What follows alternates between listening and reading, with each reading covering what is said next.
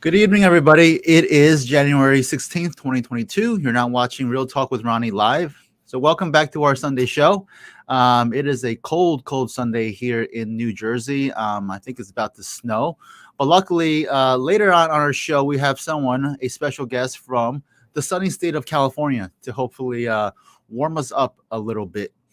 So, thank you for joining me tonight. We have a great show tonight. We have two very special guests. My first guest is my good friend, Mike Osso.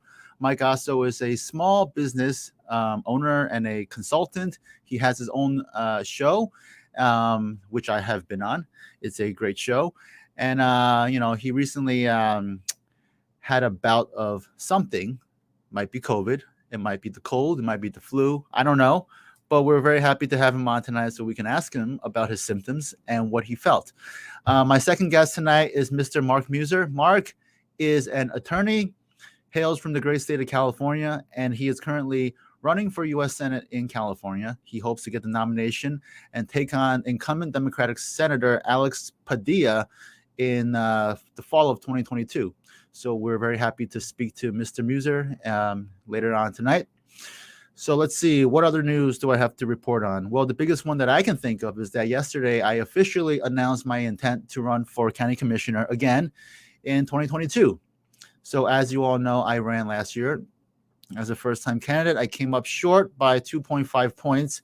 It was one of the closest races in recent years in Bergen County history, and I'm in it again this year because I want to finish what I started last year. So let's get it done and let's make it true in 22. That's my new slogan. But of course, my old slogan, win with Lynn, is, still there. So we're going to finally win with Lynn this year. Okay. So let's bring on Mr. Michael Osso. Hey, Mike. Hey, Ron. Thank you for having me on tonight. Thank you for coming on. Well, you look pretty good. You're clean shaven. I think I lost about 10 pounds shaving. It took me about 10 hours to shave this thing. Right. Well, that beard that you had, that beard that you had was like, 10 pounds, right? So you exactly finally got that out there. And all right. So, Mike, well, first of all, I want to wish you a happy new year. Happy New Year to my friend. How has 2022 treated you so far? Well, it felt like it was going good until probably not this Tuesday, last Tuesday, which was a couple weeks, about 2 weeks ago. I was in my office. I had clients in, and around 4:30, I just felt like my head started pounding, my migraines and everything. I said, "Let me get home." So I got home. My wife, she made me a big bowl of chicken soup and ate it, no problem. And then all of a sudden, it just crashed.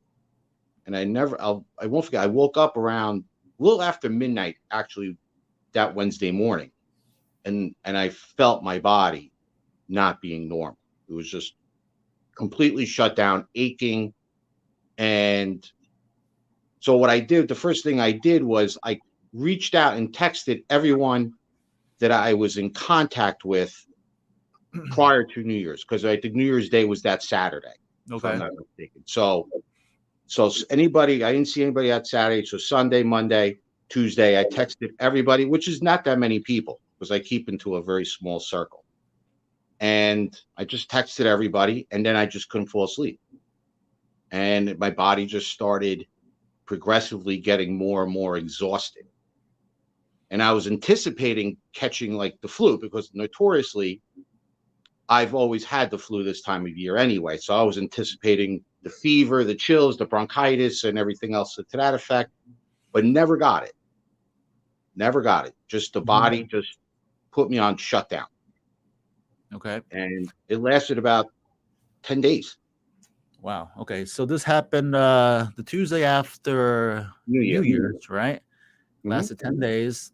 Now we're on the 16th, and now you're feeling a little bit better, right? You're a little bit back to normal. The only thing I do have today, it kind of it was weird because I had chills.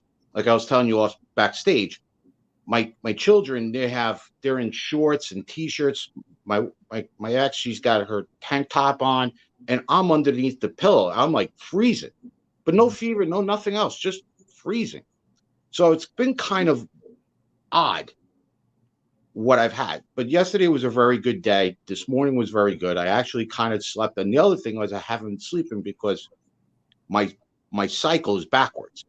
Right. I'm trying not to sleep during the day, but the body wants me to sleep.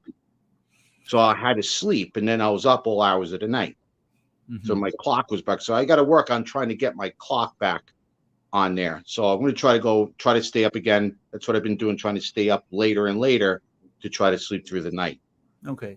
Now, to be clear, have you gotten tested for COVID?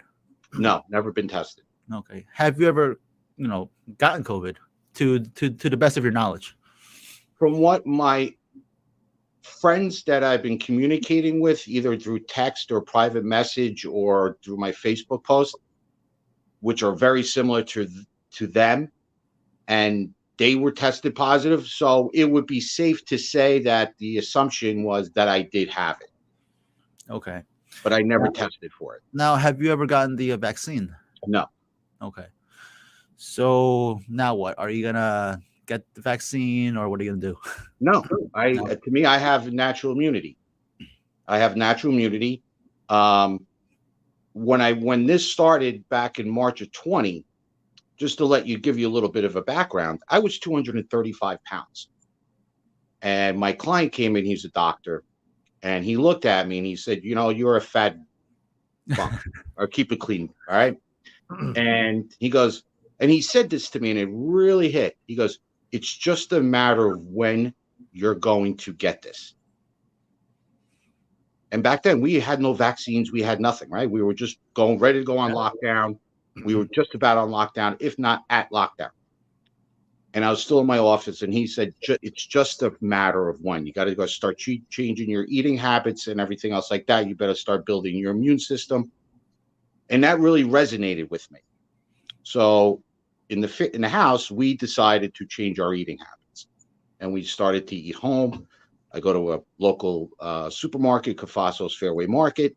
Right. Free plug for Cafasso's. But I started buying fruits and vegetables and everything fresh, you go through like the ShopRite or Acme, you go for a big food shop, you're going for like $300 anyway, right? And you used to go to the shop and you're like, there's no food. I get all this other stuff. Here with like Pringles and like Doritos and all that junk, right? you load it up with all this junk, and all of a sudden when you're Cafasso's, you don't have that kind of capability. It's like business. You go in and get your food and get out. Right. And just started to feel it. And we just changed our eating habits. It became a habit. And I lost 40 pounds. So I was down to 195 when this hit. So I thank him for that. I actually did call him and told him thank you, because if he never really said that to me, who knows? But it was a life. Now I'm preaching health. Just to eat. So now you're currently still at 190-ish? No, I lost 10 pounds during this time. So I'm down to I'm basically down to my high school weight of like 187, something like that. So I'm trying. I got really no appetite, but I have to force myself to eat. So I've been eating fruit. I've been snacking. One of the results of this COVID thing is that it forces people to get into better eating habits, right? So I think that's a good thing. I think that the government, and I've been saying this forever. On my live cast that I do on my personal, we have to start preaching again. If COVID ever taught us something, was about eating healthy again, right? Getting back to the basics of nutrition, because at the end of the day, the immune system is the ultimate battler. That's who's going to battle this thing. And if you're this thing that we have with COVID is an attack on the elderly and the immunocompromised. We already understand that.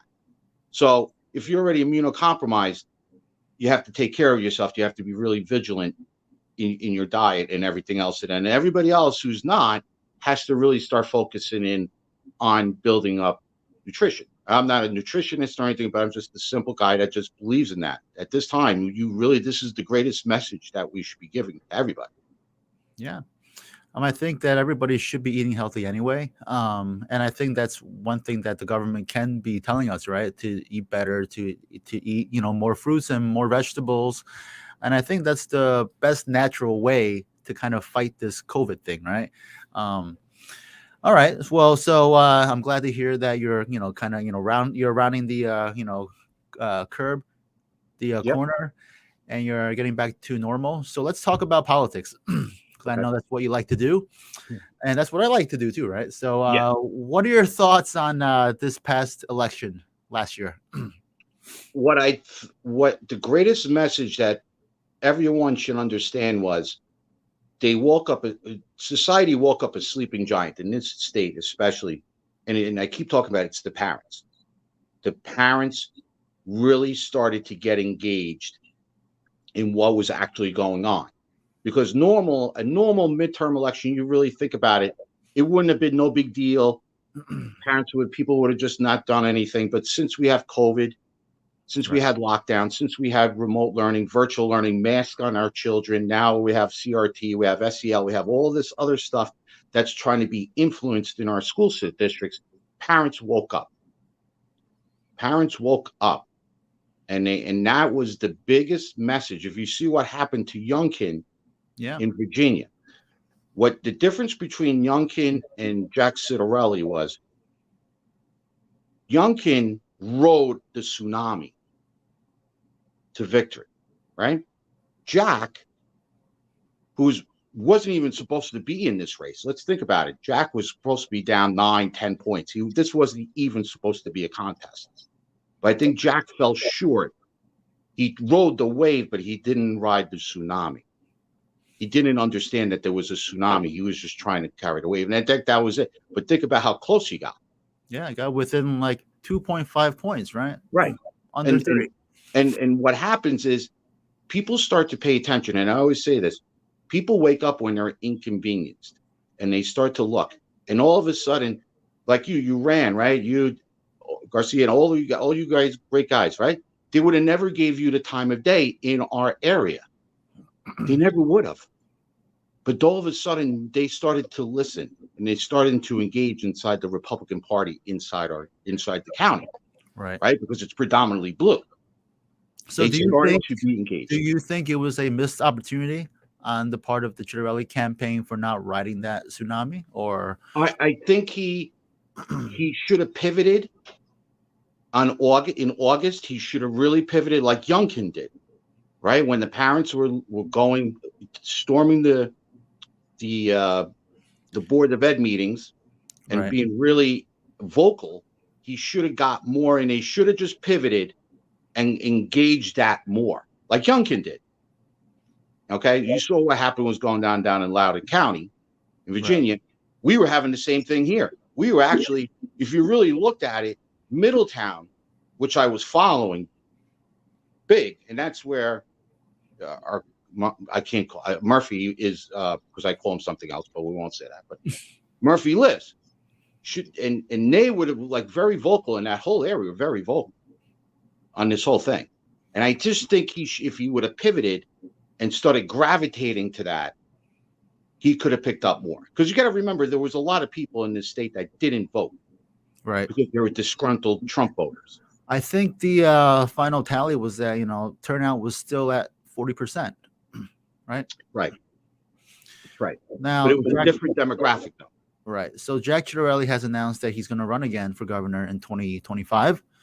Do you think he, walks away with the nomination again in 4 years, or do you think at this point it's anyone's game? I think it's anybody's game. I mean, you're talking 4 years. I mean, to start, I mean, he's a very good, he's a good man. I mean, we let's all be in agreement here.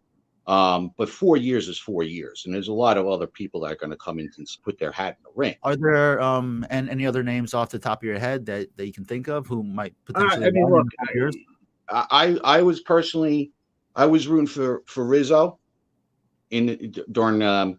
See, I'm a registered independent, so I couldn't vote in the primaries, and I'm always going to stay registered independent.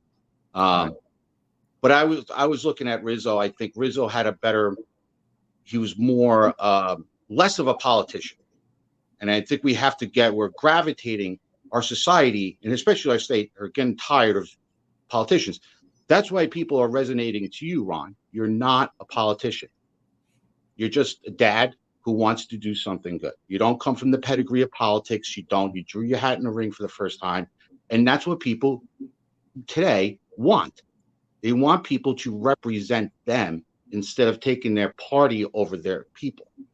And I think people are starting to really see that now. Right. Now, speaking of Phil Rizzo, he was on my show a few weeks ago. Great guy. He's running for Congress now. Well, he was running. He was originally running in the 11th district against Mikey Sherrill. Right. He recently changed, and now he's running in the 7th against Tom Malinowski. Right. And he's got a primary there against Tom Kean Jr., who is arguably the front runner, right? Do you think Rizzo will have a problem in that race? I mean, Tom Kean Jr. is like a big figure there. Well, this is Ronnie. This is a great question, and I think everybody's going to have to really realize this. This is a moment in time, and I always speak about moments in time. Here's Tom Kean Jr., who is an establishment, right? The pedigree from the father and everything else like that, the political powerhouse. And here's Rizzo, all right? And you're going to see, all right? And you understand something. We're in our state conditioned sometimes by both these two. That when you have people in power too long, people start to understand that. And they say, we just got to get rid of the old and start bringing in some fresh minds. So this is going to be a really good test to see. I think it'll be closer than anybody actually thinks it's going to be. Right, because Tom Kean Jr. he's been endorsed by Kevin McCarthy. Basically, he's been anointed, right, as the person who will take on Tom Malinowski. And the way that district has been drawn, I mean, it definitely favors a GOP candidate. Right. But with that said, I mean, Tom Malinowski can still pull it off, right? I mean, he is the incumbent. He has a sizable, chest of money, right? I think money's not going to matter this time. I think really what you're seeing is the negative polling. Again, we're going to start looking at again. That's the general is going to be even more interesting, right? Because it's going to be it could be sending a message to the Democratic Party. And that's going to be a big time message. If this continues the way we are, Malinowski's not, it doesn't matter who runs. Right. Malinowski will lose. Well, Malinowski has a lot of issues. He's got those, stock trades. He's being, but common people don't understand that. Right. All right. Well, what about other districts like District 9, which you are a part of, which currently I'm not a part of too now. I'm not a part of 9 anymore. No? I'm a 5 now. Oh, that's right. You're in Fort Lee, right? Yeah, so they shoved me into 5. Okay. I got my brother Billy Prempe in 9, and I think that Billy has a lot of energy and a lot of momentum behind him. And I think if people just start to understand, and if you look at Bill Pascrell like I do, and I know Bill Pascrell, not that I know him personally, but I followed him forever. He is still stuck on the insurrection. He's still stuck on Louis DeJoy from the USPS. He's still stuck. He's not really engaged with what is going on in his district. He's just, he's taking this like for granted. And I think people are going to start to understand that. And Billy needs to really build a ground game. To build that ground game. And the difference between Billy of 2 years ago now, Billy, when I met Billy back in August of 2020, he was a one-man show. Yep. He was just a one-man show. Now he has an army. Right. And I think that's going to be the big difference that's going to put him over the top. But I think that's going to be something you're going to watch, because you got to remember, we carved out a lot of the blue and add a lot more red, like your town, right, which is going to be actually help them. And I think even if Billy didn't have an army, the sheer size of his personality is huge, right? Yeah, he's a very charismatic guy, and he certainly has a lot of energy. Right, he's a man that you just have to listen to. Right. He's just, you need to see him in person to really understand how genuine he is. Now, what about your new district, District 5? Any thoughts on that race? You got a war going on just in the primary. Right. With Frank and Gregorio and whoever else is throwing their hat in the ring against Gottheimer. I think they threw Gottheimer a lifeline here by carving out and bringing in the Fort Lee, the Englewood Cliffs, the Englewood, the Tenafly, the Cresco to bring over that blue to him, to help him, because how close that was. Right. But you got to understand what Josh tries to is a chameleon. Josh, he's on the Problem Solvers Caucus. He's supposed to be this moderate, and he's supposed to. But you understand something, when you start throwing things out there, I think what's going to catch up with Josh is that if he's part of this big, and I had this live about, when you have this Problem Solvers Caucus, and you're supposed to be part of this bipartisan committee, but you see all the problems that are going on, and it still exists, right? And him, Pasquale, Mickey Sherrill, they ran on, getting rid of the salt, which is pretty much dead in the water now, right? So what does he have left to go on? He's stuck. Politically, he's stuck. Do you think, regardless of who ends up getting the GOP nomination in District 5, do you think they'll have a tough battle against Josh? Yeah, it's going to be a war. Listen, every battle is going to be a war. Right. All right. And it's about now, as 2022 plays out, again, you will start to see more engaged voters, more engaged people more than ever this year. You will see it. And this is usually a midterm year, right? Mm-hmm. Attendance, voters are always low. But understand something. We are still dealing with Board of Ed matters. Right. And the more people that can keep getting engaged in the Board of Education elections will help the Republican Party. Okay. It will. Now, they just have to engage in it and embrace it.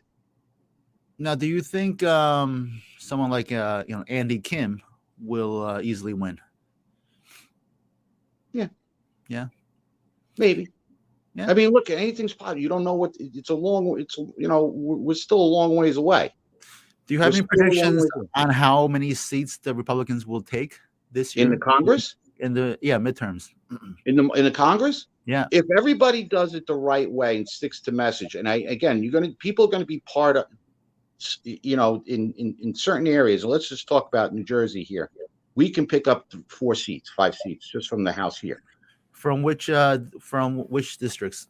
I think Mike Blassie has a very good chance. Okay, he's still running in the 4th, right? I think so. I know. I love Darius. Okay, if Darius stays on message, he's dynamic. Billy. You got who's going to come out of 5. You got Rizzo. That's just right here. Right. That's just right here. That if they create. What about in I believe District 8? I think that's Frank Pallone, right? I think that Rick Mehta has now changed his district from, he was originally running in 7th. Now he's changed to 8. And I think he's got a better shot of getting the nomination in District 8, right? Yeah. As I said, if you really look at it, and I'm going just off the top because I haven't really scanned the whole statewide. I'm just looking here more in the northern.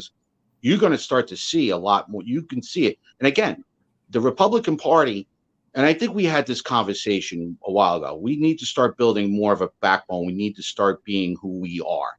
We need to start to be. We can't worry about what the powers in the county chairs want to do, and we have to be the party that represents parents, children, small business.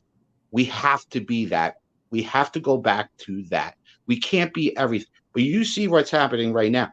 The Democratic Party is not even the Democrats.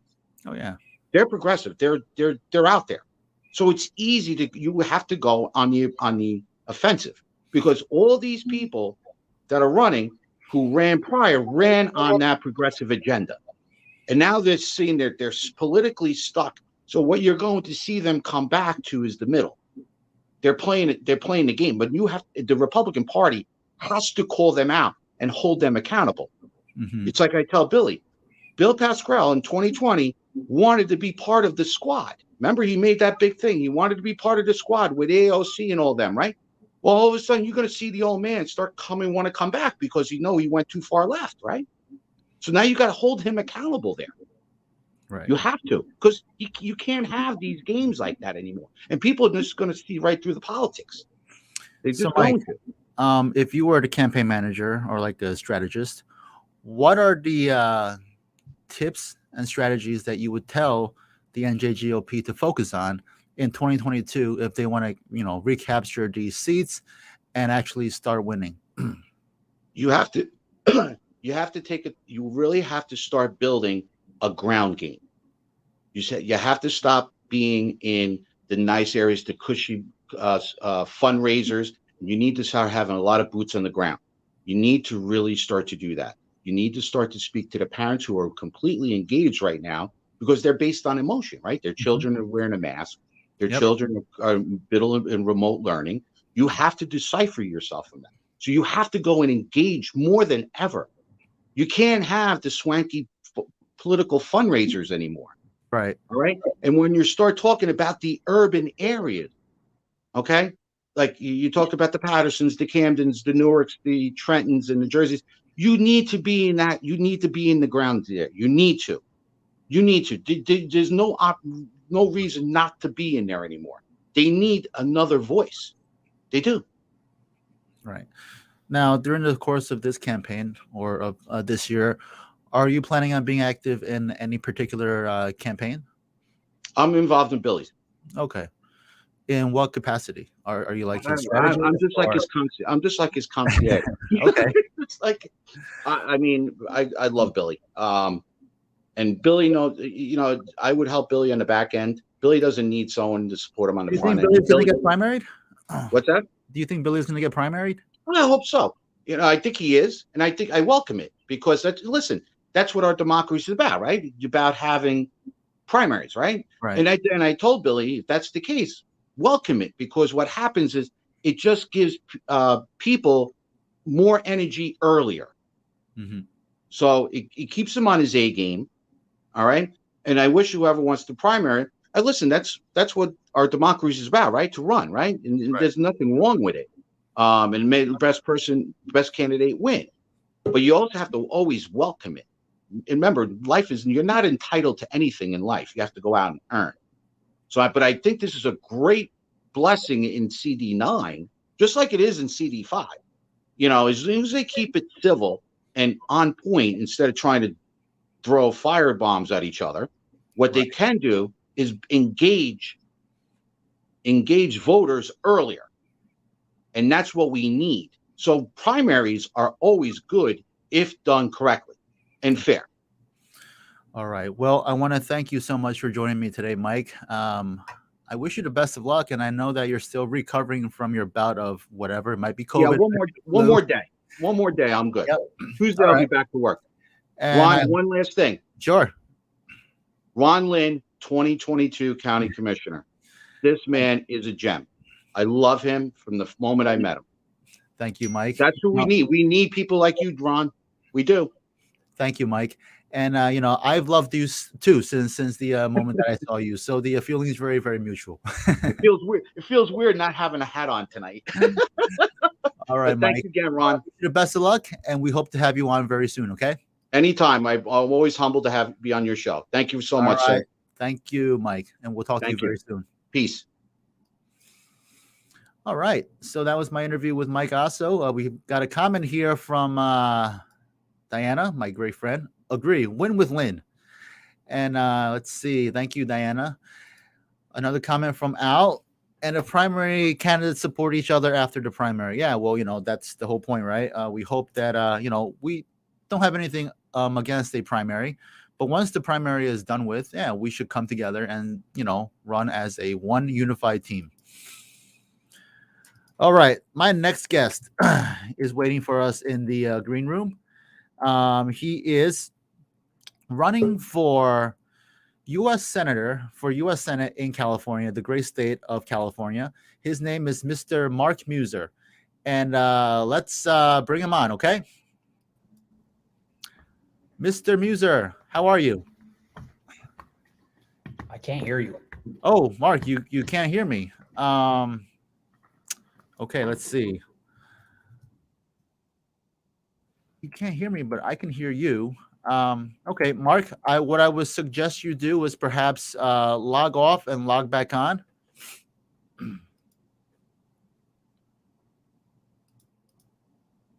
All right, Mark. Here, let me type it out to you.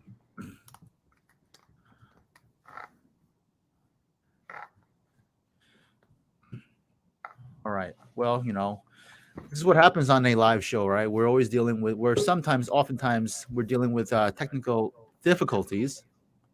All right. Let's see. Mark, Can you hear me now? I can hear you loud and clear. Can you Okay, hear I me? don't know what's going on, but I couldn't hear you on my first on the laptop. So let's try this. Okay. So everybody, I want to give a big welcome tonight to Mr. Mark Muser. As I mentioned prior, it's very cold right now in Jersey. Actually, in the office right now, it was at 50 degrees. So I think the thermostat is finally up now. But anyway, it's cold in Jersey, but I'm so happy to have someone from the great state of California, from the sunny state of California, to join us tonight to hopefully bring some warmth and some sun into our lives. So, Mr. Muser, I want to thank you so much for joining us tonight. Thank you for having me. So, Mr. Mark Muser, please tell us about yourself. Well, I am an attorney with the Dillon Law Group. Harmeet Dillon is a senior attorney at the Dillon Law Group. Over the last 2 years, we have filed 22 lawsuits against Gavin Newsom over his unconstitutional actions under mandates for OSHA. We've also brought suits, one in the state of New Jersey, brought a couple in Hawaii and around the country.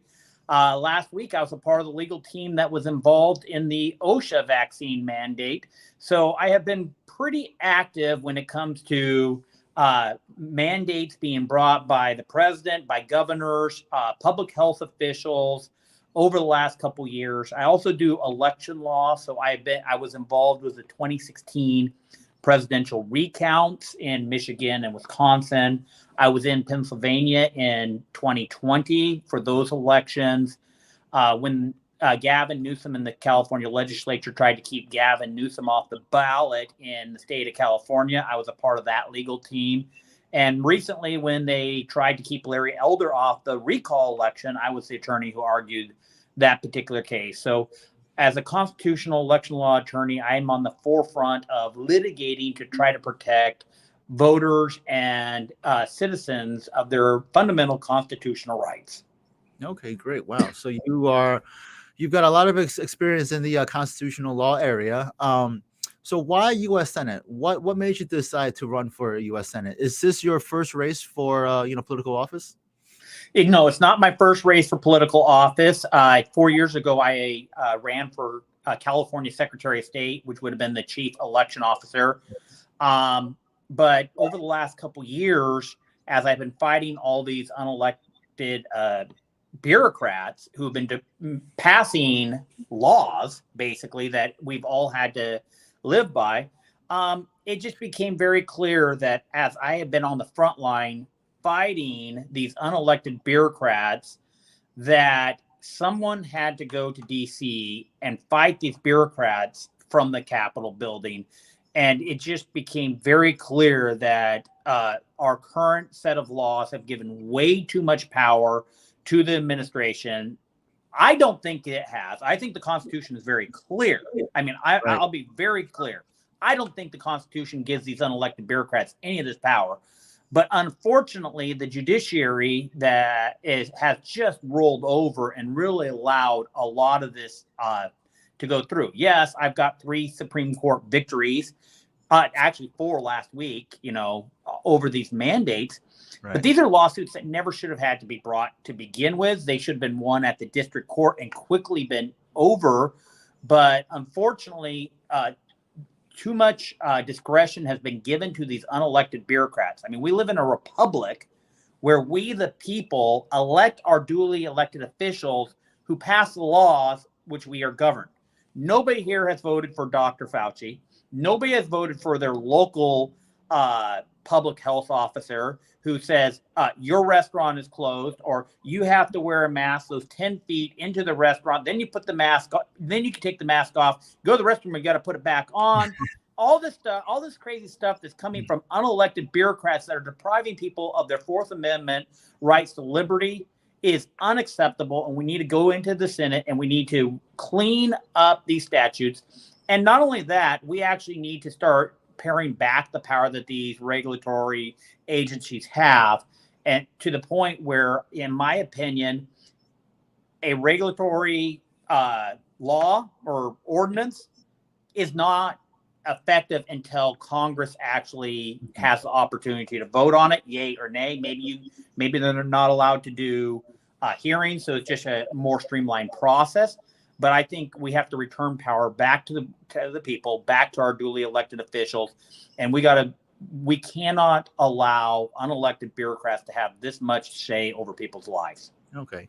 Now, what are your thoughts on the Supreme Court ruling that just came out a couple of days ago that struck down Biden's COVID mandate? Well, you're talking about last Friday, or I guess last Thursday, where we had the OSHA vaccine mandate. Right. I was a part of that team, and that was a very good award. Now, the CMS one, unfortunately, I did not like that particular ruling. It ultimately came down to the court somehow deciding that Congress had given the secretary that kind of broad power. And I don't think any unelected bureaucrat, and the Secretary of Health and Human Services is an unelected bureaucrat. I don't care. The Constitution should not give an unelected bureaucrat that much power over somebody's right to work, their ability to make a living, and we're in for a long-term war. This is not something that's going to be done overnight, but it's been made very clear over the last couple of years that the unelected bureaucrats seem to think that they have a lot of new power, and it's time we start reining it back. Okay. So there are currently a few people in the race right now for the Senate, right? Some of the names are Elizabeth Heng, James Bradley, Lily Zhou, right? There's a lot of candidates. So, Mark, why you? Why are you the best person to represent the GOP to take on Senator Alex Padilla in 2022? Well, because I ran statewide 4 years ago and got 4.4 million voters, I have the highest name recognition of anybody on that list. My name recognition right now is about 4 times what it should be, just as a candidate who ran 4 years ago. Mm-hmm. And as a candidate who ran 4 years ago, my name recognition would be twice over what anybody else is on that list. So I have a lot more name recognition. I've also been involved with politics up and down the state for the last 10 years. Developing a statewide name recognition. Right. I've worked with the Republican Central Committees. I've worked with the Republican Women's, the Tea Parties, the Patriot groups. I have relationships all up and down the state. So I have a very good grassroots network there. As for my experience as a lawyer fighting for people's constitutional rights, and it being abundantly clear that is the fight that needs to be fought in the Senate, where we need to go back and restore people's constitutional rights, look at the statutes and pare them back to make sure that the statutes comply with that Fourth Amendment right to liberty. That is going to take somebody like me who has experience and actually understands the problems that are going on in the courts right now, where the courts have strayed, and what we need to do to rein it back in. Okay. Now, for a state like California, which I used to live in, I used to live in San Diego. It's a beautiful, beautiful city. But California, as a state, tends to not elect Republicans for statewide office. In fact, the last time a Republican won in statewide was Arnold Schwarzenegger, right? Why do you think that is, and how do you plan on, overcoming that? I love that question, and I appreciate you asking it. If you go back to the 50s, the 60s, the 70s, 80s, and 90s in California, the Republican Party had one of the best run ground games in the nation. Mm-hmm. We had robust programs where people where the party paid for staff that basically recruited an army of volunteers that went out there and knocked their neighbors' doors. Now, sometime in the mid-90s, the decision was made that we're going to just save our money on staff and put it more into advertising. And what ended up happening is that we started to lose elections, and we lost them just a little bit, and a little bit further. Right. I've looked at a lot of polling data. The state of California is nowhere near as liberal as people think it is. Gallup does a lot of surveys, and at the end of every year, they actually measure the states when you pull out partisanship, pull out party names, and actually compare the states with each other. California is nowhere near the most liberal state in the union. In fact, it is a 50-50 state. It's about 29% right-leaning, 29% left-leaning, and 42% in the middle. The problem is when the Republican Party gave up the ground game, the left came in with their unions, they came in with their community organizers, and they are getting their people to the polls to vote. So I am a grassroots candidate. I've worked presidential level grassroots campaigns, and that is something that I intend to bring back to California. My campaign plan is built around rebuilding the grassroots organization within the state to rebuild those relationships. So that is the fundamental aspect to your question. You live in New Jersey. Yep. You actually just saw a major red wave. If you compare what happened in the 2020 election to what just happened in your 2021 gubernatorial election, there was about a 12.5 wave that hit your state. And if you actually go back to 1993, your gubernatorial election, go back to 2009, your gubernatorial elections, both of those were foretellers of a red wave that happened nationwide. And we saw the 1994 contract with America. We saw the 2010 Tea Party wave. What I am seeing in the state of California is every evidence that that wave still exists. We are seeing what I'm calling the parent party. There are parents. It doesn't matter your economic status. It doesn't matter your race. It doesn't matter where you live in the state. There are parent groups just popping up all over the state. And what they are doing is people who are normally not involved are starting to get involved. So I see the aspect that we are going to see something very similar in California that you saw. Mm-hmm. But in addition to that, we have a second wave that is hitting California that most people haven't quite caught on to, and that is the flipping of the Hispanic vote. Wall Street Journal has done multiple articles over the last couple months about how the Hispanic vote is flipping from voting Democrat to voting Republican. Now, in the recall election that we just had, we actually saw 6 weeks before the election, 54% of Hispanics wanted to vote to get rid of Gavin. But when they actually voted, 62% of them voted to keep him. Part of that problem is that ground game that I talked about. Part of it was the excellent marketing by Gavin Newsom in saying that Larry Elder was this absolute racist. Right. And he called him right. I think they called him the blackface of white supremacy, right? Yeah. But what they really played on is, from my understanding, the Hispanic and the Black population do not necessarily jive well together. And he really played up that racial divide. And so many many Hispanics actually stayed home. Mm-hmm. We have done a very comprehensive survey of the state of California and Hispanic voters. And we've actually seen that we are used to seeing that the youth are more democratic or more liberal than their parents. That's actually the exact opposite in the Hispanic community, is that the younger you are, the more conservative you are. And so that is why do you think that that is?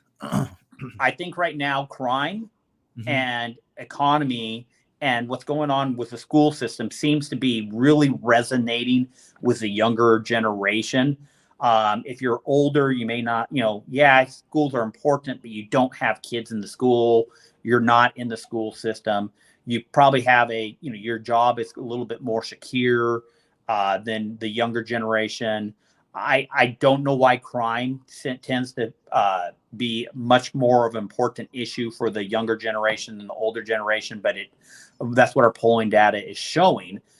So there are definite markets and messages that we can reach out to help the Hispanic, which is over 40% of California's electorate, Right. encouraging them that this is the year that they should make the swing. And if you remember the Deep South back in the late 80s, early 90s, they were conservative. They'd always polled conservative, but they voted Democrat. And there just came a point in time where it was just a complete flip of the entire Deep South in just a couple elections, where the voters decided that, the Democrat Party no longer represented them. Mm-hmm. And whether that happens in 2022, 2024, 2026, 2028, sometime in the next 10 years, you are going to see the Hispanic population nationwide and in the state of California where it's going to flip. And when that happens, California is going to have over 30 Republican seats in Congress. We have 52 right now. I mean, it's going to be just an absolute swing that's going to happen overnight. People are going to go, what happened? So for my campaign, we were trying to get out there and surf the wave between the red wave, national red wave that's going on, the Biden, and the Hispanic flip that's going to be happening. And we're have a positive message for the voters that they do not have to keep voting these terrible tyrants into office. Now, what is the situation right now in California in terms of COVID, in terms of the mandates and shutdowns and everything else? Are things mostly open, or is there still a lot of shutdown? It depends upon what part of the state you are in. I happen to live in Los Angeles County, but I'm campaigning statewide. I mean, tonight when I'm done with this, I'm going to be driving up to the Sacramento area, right, where it's a little bit more open. But then the second day, I'm over in Contra Costa, where it's almost completely shut down. And then I'm going up to the northern parts of the state where COVID, what's this COVID thing you're talking about? So it really depends. One of the hard things about traveling statewide is I almost have to go, what are the rules of this county when I get into, because it really varies by counties. Yeah, and I would suspect that campaigning for a statewide office in California is very different than campaigning for a statewide office in a state like Jersey, where you can actually go from one end to the other end in 2 or 3 hours, right? In California, that does not happen in my state. 2 to 3 hours. No, usually that's a that means you had a close day where you had two events within 2 to 3 hours. That's a nice day. Yeah, we have a comment here from Diana. So in my town, so she lives in Woodcliff Lake, which is a great town here in Jersey. 32% election day, 39% with mail-in ballots, and in New Jersey we battle a lot about voter turnout. So what tactics will you implement and would you recommend? I'm guessing you're talking about how would you tackle the low voter turnout and the mail-in balloting. Well, and every state is going to be a little bit different of what that procedure is. But one thing that I've seen in the state of California is that we have a lot of voter suppression going on. And I'm going to use a personal example from my case. In my election in 2018, I got 4.4 million votes. Okay. But there are 4.5 million Californians who were registered to vote, knew it was their civic duty to vote, but they just chose to stay home because they thought that their vote didn't matter. Right. And that is too high of a number. And, it's really easy to find excuses why you should not participate and vote. Probably anybody who's listening to us talk today is what I would call a well-educated voter. They're 4 out of 4. They're always going to vote. But what you got to understand is your neighbors are not in that boat. Mm-hmm. And I always like to go back to the Declaration of Independence. When the Declaration of Independence was signed, 25% of the voters agreed with the founding fathers. 25% opposed. And 50% just did not care. Right. They just didn't care. Abstained. But, as the British tyranny continued, it activated different people for different reasons, and they started to participate, and a movement was created. And the best thing I could tell anybody is, go find 50 neighbors, 50 people living closest to you. Obviously, the percentage of people who are left, gone, you're never going to change their mind. Just take them off your list and go find another house. And you go find 50 people that agree with you or in the middle, and you get their cell phone numbers, you get their email addresses, and you start having conversations with them year round. You invite them to your political events. Say, hey, our such and such a group is having a candidates forum tonight. I thought you might want to know so that you might attend. And then, after the primary, you go and you say, hey, I know you're busy. I've researched the candidates. This is my preferred list. Oh, and here's some literature from the various candidates. And then if you become a resource to those people, then, in California, we have ballots that are mailed to everybody where, I'm encouraging my people, you go to your friends and you actually pick up their ballots once they get out. I don't like the policy of ballot harvesting, but that is the rules that we play on. And you can't just say, I don't like it, so I'm not going to do it. But I don't know what New Jersey, if you have, I don't think you guys allow ballot harvesting in your state. But there's an old John Wayne, done, right?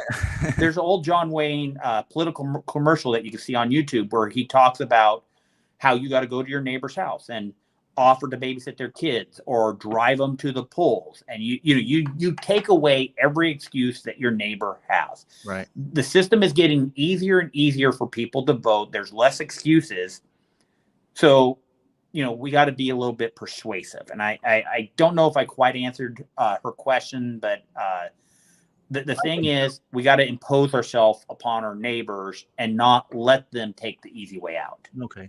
Now, are you a proponent of voter IDs? I think it's the most stupid thing in the world that anybody who talks about voter ID laws being racist or anything like that. You have to show an ID at the bank. You show ID at the grocery store, at the bar. Hey, if I want to fly, I got to have an ID. We live in a society where we have government issued ID. There's no reason why you shouldn't have an ID in order to vote. Now, in your race, do you plan on seeking out the endorsement of Governor Schwarzenegger or of President Trump or of any of the bigger figures? The way how I see endorsements is I see a lot of candidates who spend a lot of time trying to get the endorsements of big names. I want to represent the people. And so I really spend the time talking to the people, and and big names sometimes endorse you. And it's so-and-so endorsed me.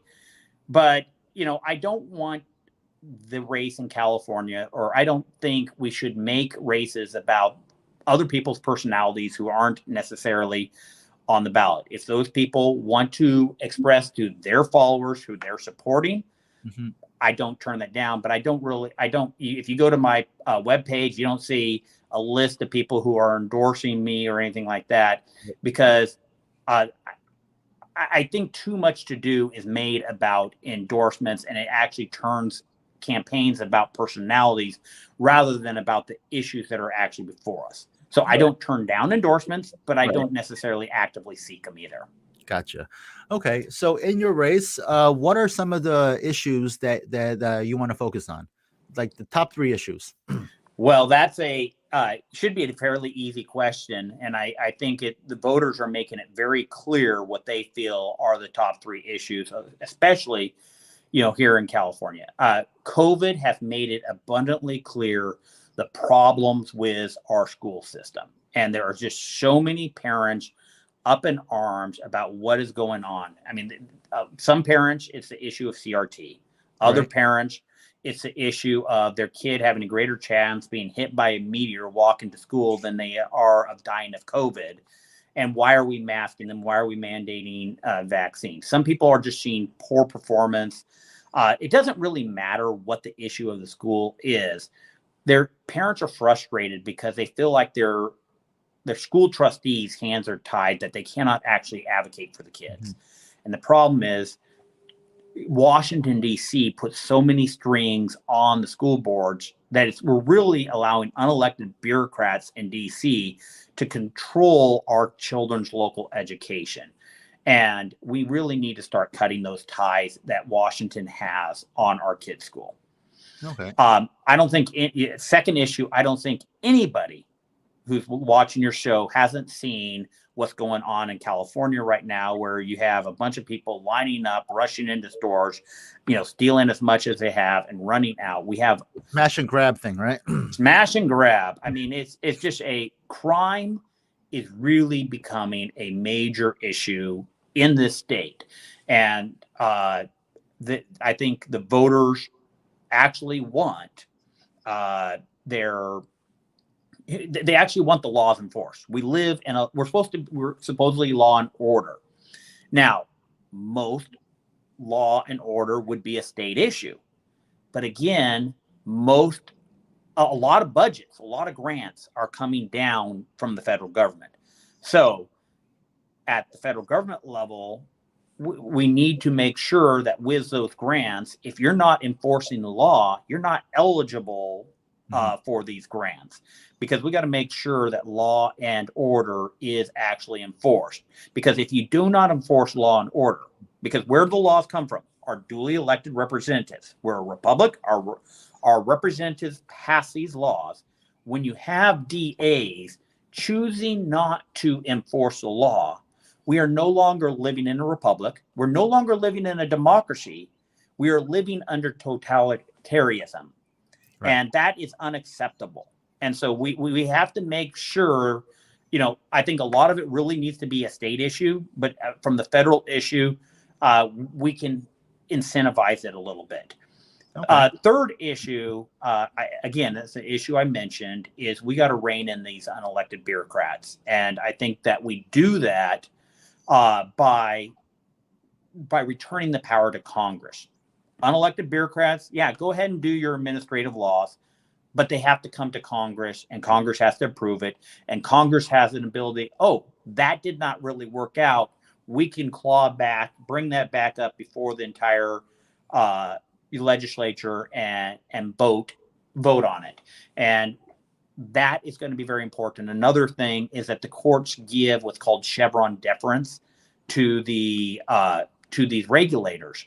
And I do not think that the courts should be giving that kind of level of deference. And so I think the Congress needs to reduce that level of deference given to the administrators to allow attorneys such as myself, when presenting evidence, that we can actually show where, let's take this OSHA. Mm-hmm. We presented evidence of just great bodies of science that were being ignored. Now, we didn't get to that issue. We're going to be dealing with that issue now that the case is back in the Sixth Circuit. But the government basically says, don't ignore them. It doesn't matter that there's this great body of science that we're ignoring. It don't matter that we're ignoring the science of, people who already have it, natural immunity. Who cares that we're ignoring the science that people who have the vaccine are still getting, sick with COVID? It doesn't matter. We cherry picked our evidence, and court, you're stuck to the four corners of the evidence that we are presenting, and that's called the Chevron deference, and that is unacceptable. And we got to get rid of that.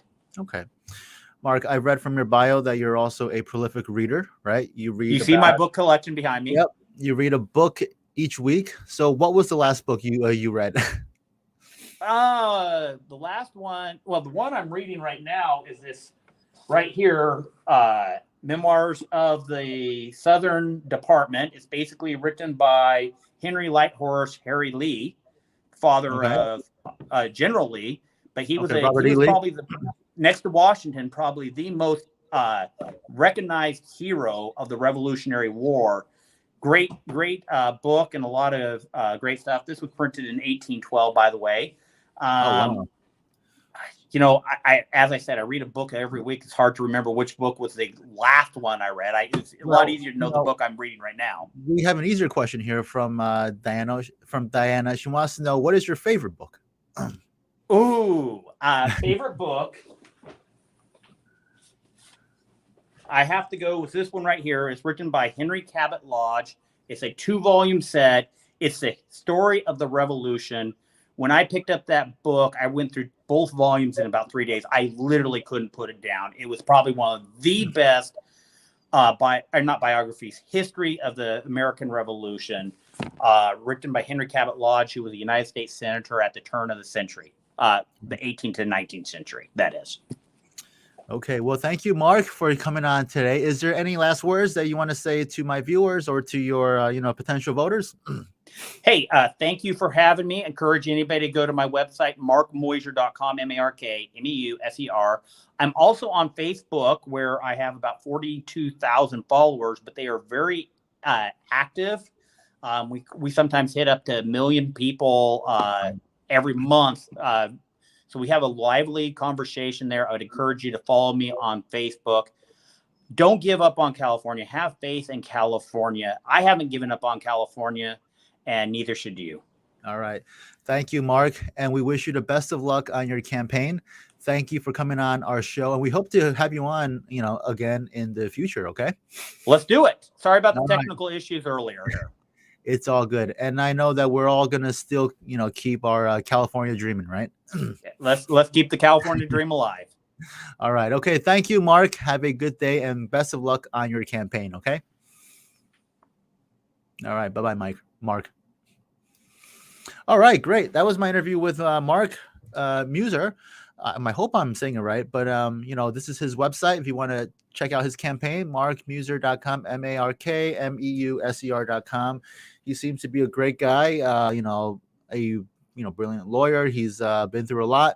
So he's in a contested primary now for the Senate race in California. So we wish him the best of luck. Okay, guys. So that's it for today. I want to thank you for joining me. We strive to bring you great interviews from candidates, from newsmakers, from up and comers from all over the country, all over the world, because that's what we do here on this great show of ours. Okay, it's Sunday night. It is January 16th, 2022. You're watching Real Talk with Ronnie. We will be back next Sunday, the 23rd. So join us for a special episode next week. We have a very big guest. Of course, we're also back on Wednesday for our roundtable show.